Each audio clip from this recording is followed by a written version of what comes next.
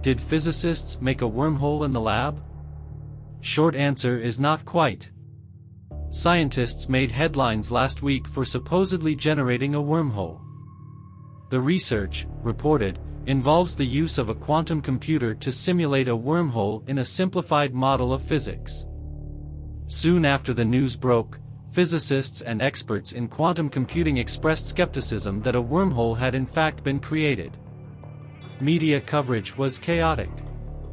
Outlets reported that physicists had created a theoretical wormhole, a holographic wormhole, or perhaps a small, crummy wormhole, and that Google's quantum computer suggests wormholes are real. Other outlets soberly offered the news that no, physicists didn't make a wormhole at all. If this has you confused, you're not alone. Wormholes and entanglement. The universe is vast. It's so big that traveling from one side to the other by conventional means is impractical. Wormholes are a kind of loophole, shortcuts between two regions of the universe that might allow one to traverse vast distances in a much shorter time. Wormholes are permitted by Einstein's theory of relativity, but none have ever been found in nature. Recently, physicists have been toying with the idea that wormholes are related to another phenomenon, known as entanglement. Entanglement is a peculiar, quantum phenomenon involving particles. When particles are put into an entangled state, measurement of one particle seems to affect the other particle immediately. This is the case even when the two particles are too far apart for causation to be possible. Some physicists have suggested that a wormhole may just be a way of describing a certain kind of quantum entanglement. If correct, this would forge a link between two prominent theories of physics, quantum mechanics and general relativity. General relativity explains how gravity works, and describes the universe on large scales. Quantum mechanics explains the other fundamental forces, and describes the universe on very small scales. Both are extremely successful theories. However, they are yet to be reconciled into a single, unified theory. A unified theory would preserve the insights of both quantum mechanics and general relativity, while at the same time providing an account of how gravity works in the quantum domain, something we don't currently understand. Because wormholes are distinctive of general relativity, and entanglement is distinctive of quantum mechanics, the potential similarity between them is exciting. It suggests the two theories may, at some level, be describing the very same thing. Quantum gravity on a chip? How would we look for this potential similarity between wormholes and entanglement? Well, we know how to entangle particles experimentally. We've been doing that for some time. So we can try to build a particular kind of quantum system, one that can be described using the same physics we use for wormholes. If we can build such a system in the lab and it behaves like a wormhole, it would support the idea that entanglement and wormholes are two sides of the same coin.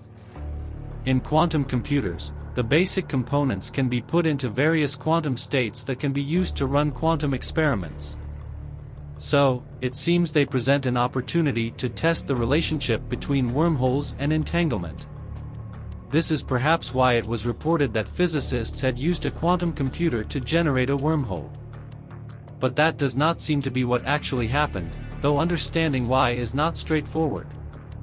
Not a wormhole. What physicists did was organize the basic components of a quantum computer into a specific quantum state. They were then able to transfer information from one part of the computer to another through the quantum system. The quantum system, and the way the information was transferred, can be described using a particular model in physics. According to this model, the kind of information transfer that occurred within the computer is descriptively similar to the way that something passes through a wormhole.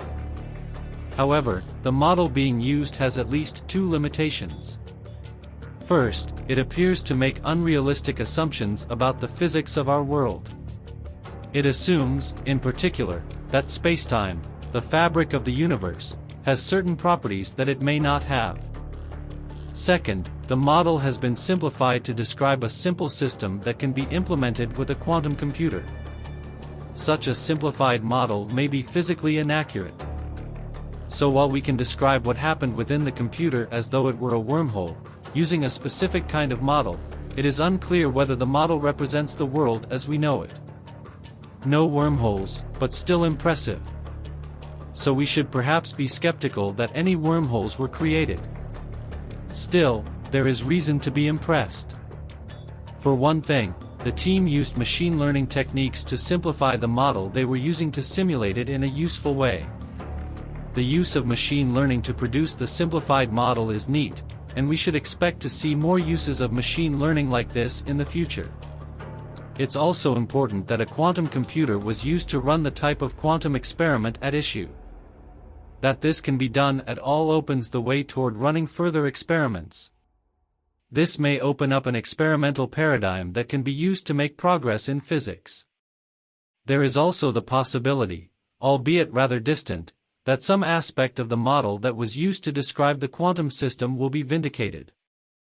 This may lead to the discovery of a relationship between quantum entanglement and wormholes in the future. But this remains very speculative.